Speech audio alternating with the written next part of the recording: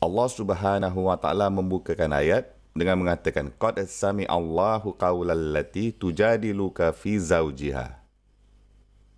Allah telah sudah mendengar kata-kata wanita yang datang dan berdebat dengan kamu mengenai suaminya. Jadi Al-Quran tidak turun untuk memberitahukan wanita ini takutlah kepada Allah dan menunjukkan rasa hormat kepada Nabi. Awasi diri kamu. Ini Rasulullah. Anda tahukan di tempat lain Al-Quran, wa'lamu anna fikum Rasulullah. Kamu lebih baik sedar, lebih baik tahu ini adalah Rasulullah di antara kamu. Tapi bukan di sini nampaknya. Allah Subhanahu wa taala berfirman, Allah telah mendengar kata-kata si dia yang berdebat, yang berhujah dengan kamu mengenai suaminya. Watashtaki ilallah, satu titik di mana dia menjadi sangat kecewa dengan Nabi SAW. Wanita ini lepas tu menadahkan tangannya dan dia mendongak ke arah langit dan dia berkata, Ya Allah, masukkanlah beberapa perkataan ke dalam mulut Rasulmu. Itulah yang dia katakan, masukkan beberapa perkataan ke dalam mulut Rasulmu. Kerana beliau tidak mempunyai jawapan untuk aku.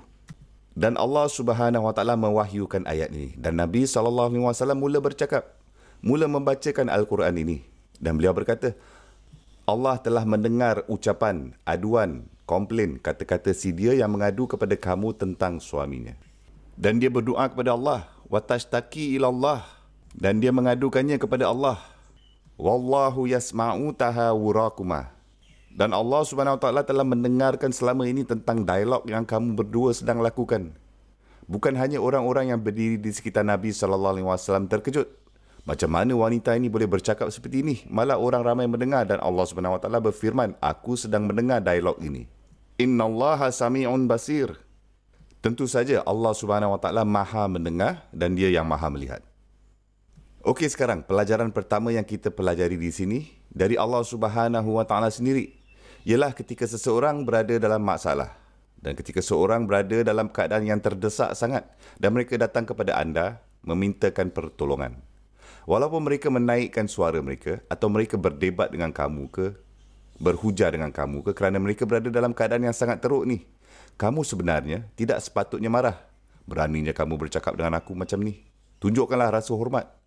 Tak, sekiranya Allah Azza wa Jalla benar-benar mengabaikan kenyataan itu bahawa salah seorang yang beriman berdebat dengan Rasulullah SAW. Ini adalah Rasulullah SAW yang sama tentang siapa di mana Allah Subhanahu wa taala berfirman sebelumnya di suratul Baqarah. Am turidu an tas'alu rasulakum kama su'ila Musa min qabl wa may yatabaddalil kufra bil iman faqad dalla sawa'as sabil. Di suratul Baqarah, dia Subhanahu wa taala berkata, adakah kamu akan menyoalkan rasul kamu seperti mereka yang sebelum kamu soal utusan mereka, Musa? Dan sesiapa yang berani melakukan itu, bagaimana dia Subhanahu wa taala mengatakannya? Wa may yatabaddalil kufra bil iman. Siapa saja yang menggantikan iman mereka dengan ketidakpercayaan sama sekali dengan kufur telah pergi jauh. Bermaksud mereka telah jauh pergi sesat hanyut. Menyoalkan atau mempertikaikan rasul kamu sama seperti sesat, meninggalkan Islam terus.